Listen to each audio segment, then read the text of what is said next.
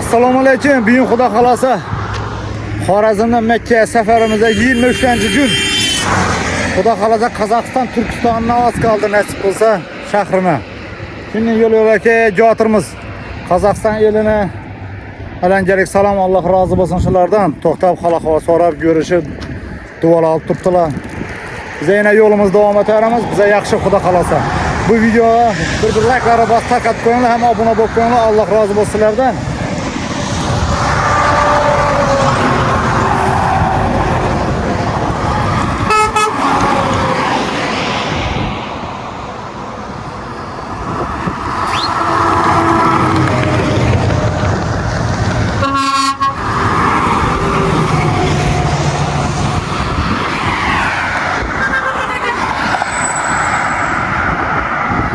Da yayla olur böyle.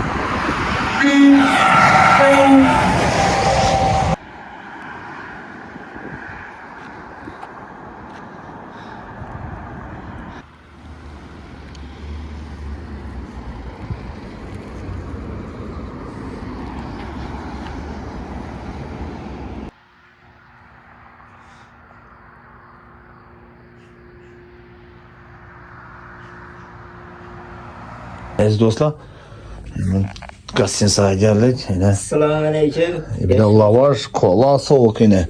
Sevindice. Bayata değil. Bayatanın balası.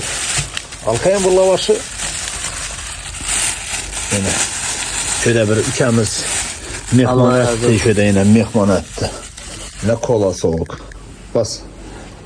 Gazinsanın pulunu töledi. Allah razı olsun. Lavaş, kola zakaz etti bizlere.